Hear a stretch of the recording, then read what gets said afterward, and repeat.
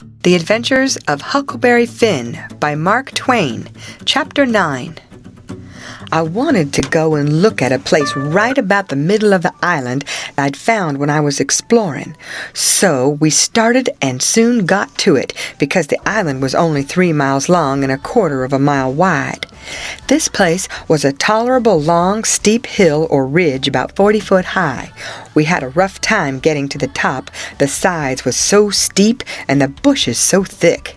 We tramped and clumb around all over it, and by found a good big cavern in the rock, most up to the top on the side towards Illinois.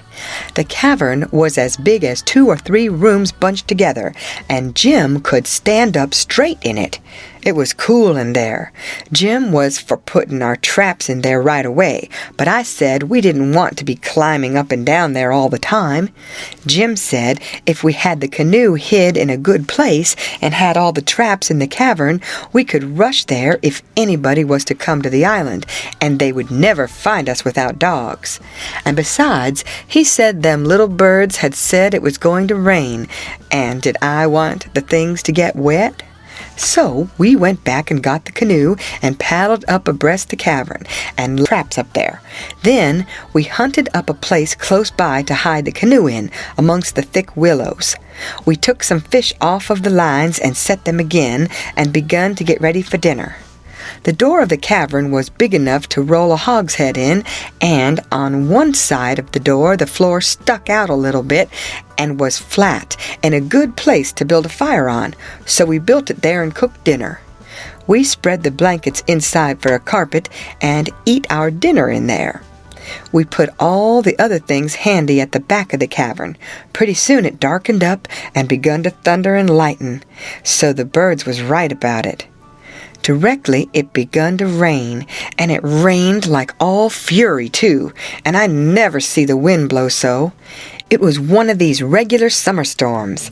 It would get so dark that it looked all blue-black outside, and lovely rain would thrash along by so thick that the trees off a little ways looked dim and spiderwebby, and here would come a blast of wind that would bend the trees down and turn up the pale underside of the leaves, and then a perfect ripper of a gust would follow along and set the branches to tossing their arms as if they was just wild. And next, when it was just about the bluest and blackest, it was as bright as glory, and you'd have a little glimpse of treetops a-plugging about away off yonder in the storm, hundreds of yards further than you could see before, dark as sin again in a second, and now you'd hear the thunder let go with an awful crash, and then go rumbling, grumbling, tumbling down the sky towards the underside of the world, like rolling empty barrels downstairs,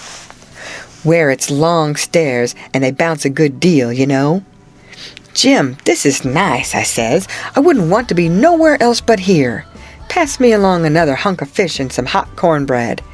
"Well, you wouldn't have been here if it hadn't have been for Jim. You'd have been down the woods without any dinner, and getting most drownded too. Dat you would, honey. Chickens knows when it's going to rain, and so do the birds, child."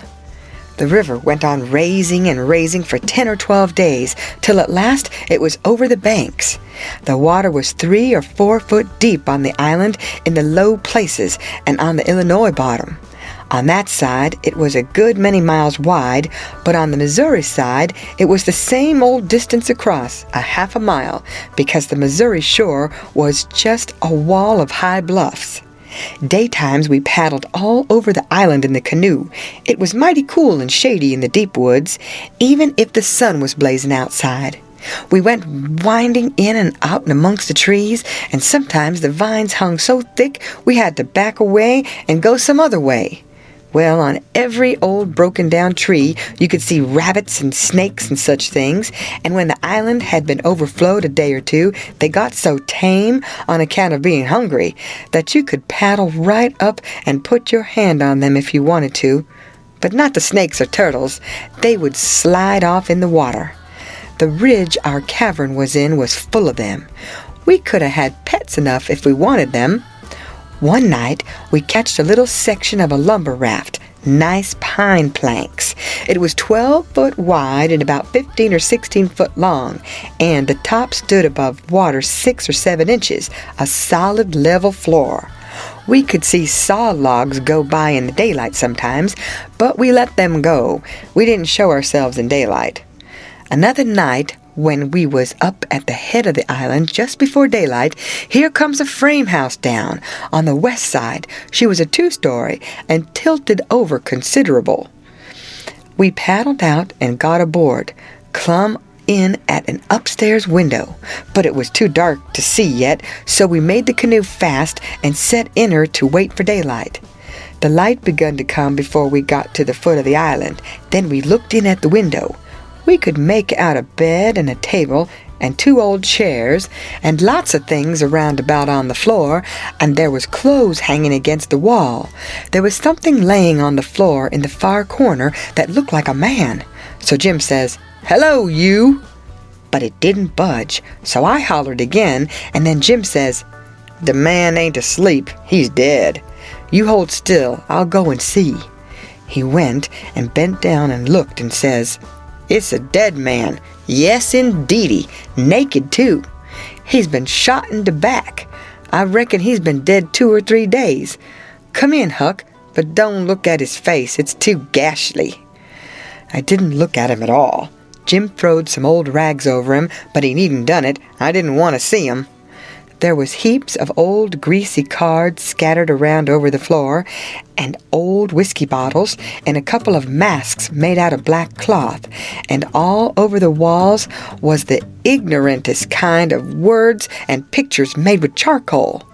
There was 2 old dirty calico dresses, and a sunbonnet, and some women's underclothes hanging against the wall, and some men's clothing too.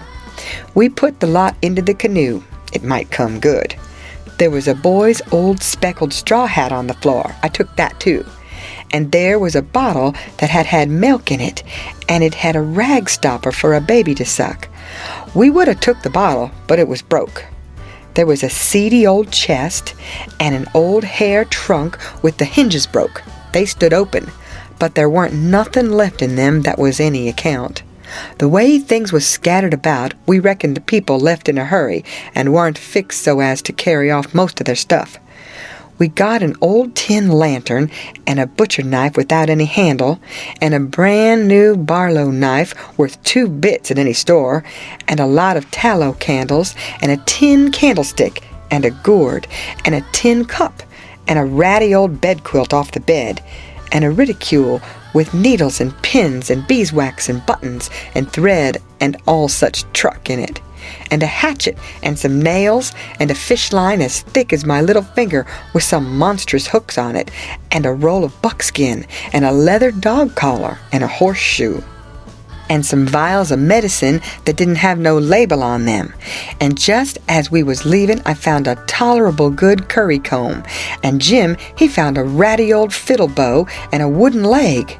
The straps was broken off of it, but barring that, it was a good enough leg, though it was too long for me and not long enough for Jim, and we couldn't find the other one, though we hunted all around.